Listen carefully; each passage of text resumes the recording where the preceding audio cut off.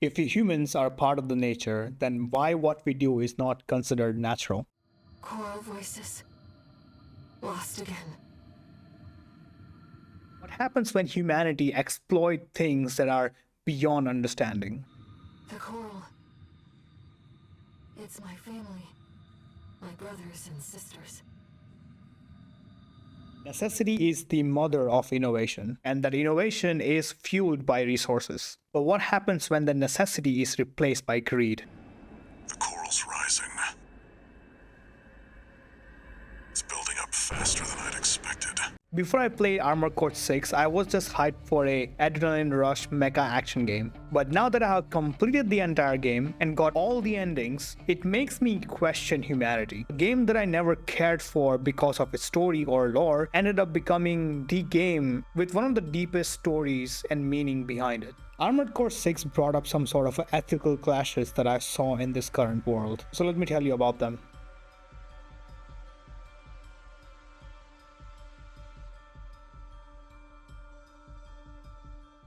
These are the reasons why Armored Core 6 made me question humanity. The first one is the clashes due to the contact with the unknown. Rubicon has existed way before humanity ever made contact with it. And on it, there existed coral. Coral is an energy source that literally signifies potential. The game mentions that for a time, coral was a revolutionary energy source and a data conduit. Coral is also an organic living entity that is capable of self-propagation. The speed at which it proliferates, it determines by the density of its colony. In other words, there was a planet with a life on it. So we humans decided to give it a visit. And what did we decide to do? Exploit it. Humanity decided to make contact and open a new box full of unknown substance that is a coral. We decided to use coral to improve human society. That life, coral, was treated like some sort of snorting white object. Everyone is obsessed with it. Everything is revolving around it. We have made augmented humans because of it. So we use those living beings as some sort of fuel. Imagine the gas or the petrol in your tank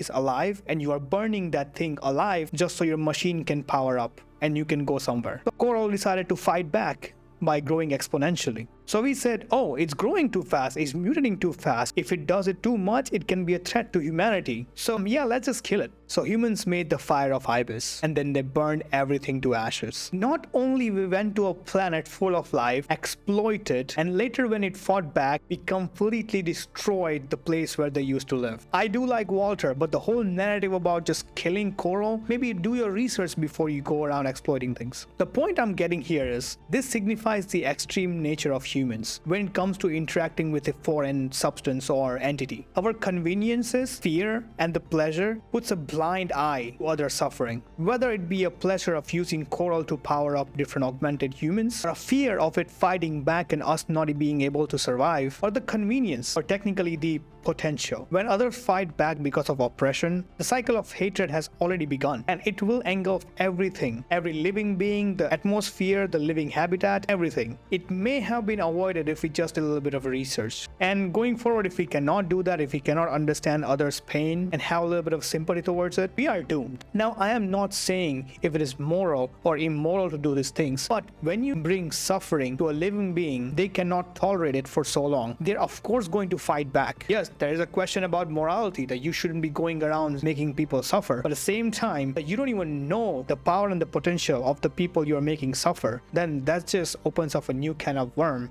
of stupidity.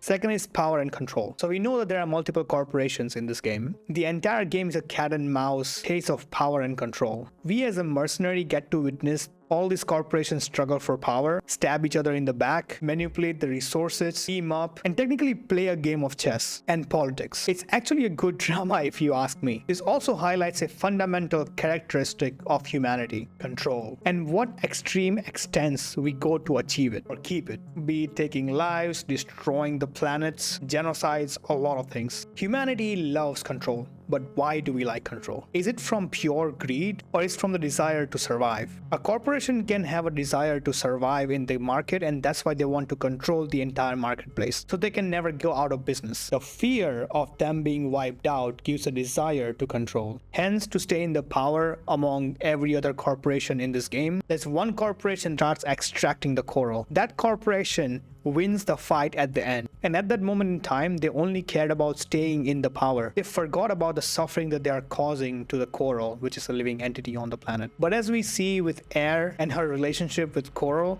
she certainly describes that coral is being used to power these different machines. It shouldn't be treated like just another substance. Whether you do that for fear, for control, or for whatever reason. Anyway, what do you think? Does the desire of control comes from the fear or it comes from the greed? Now, going back to the question, what happens when necessity is replaced by greed? The answer is exploitation. Doesn't matter whether we are on the earth or we go somewhere else. Taking more than what you need just to stay in power or control the landscape of the entire political system is just a nature. Instead of doing our prior research, we just land on the fucking Rubicon and start taking everything. We use coral to build these war machines. As coral describe a literal potential, every single corporation wanted it for itself. They wanted to research it, they wanted to hoard it, they wanted to use it to make war machines. They wanted to be powerful by using it. As we see that C4621 is the 4th generation augmented human being made by using coral. And that's why it is possible for us to make a contact with the Rubiconian Air. We see throughout the entire game where there are a lot of machines which were powered by coral. I think when the machine died, the corals die along with it. I am not exactly sure. But you can feel the sheer pain in her voice when you kill one of those machines and she says that they are her brothers and sisters. It is not coral's fault for fighting back, but it's the humanity's fault for exploiting it.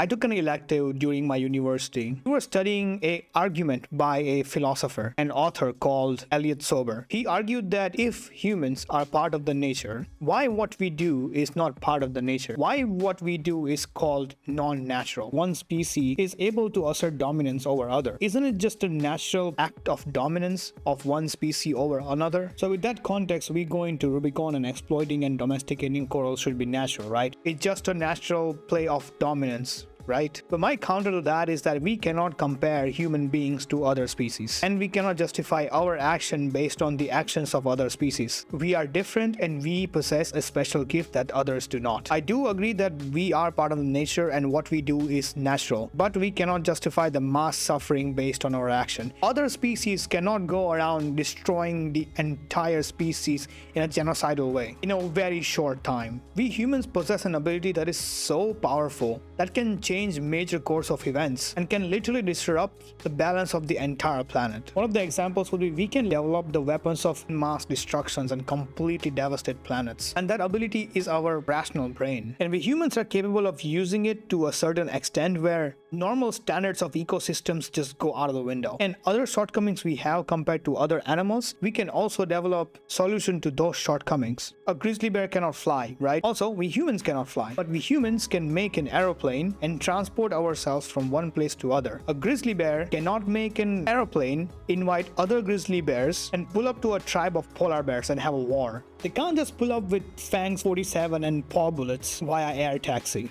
Yes, what we do should be natural, but at the same time, we have a responsibility to not fuck shit up. Otherwise, not only we will destroy the planet and other species, but also destroy ourselves with it.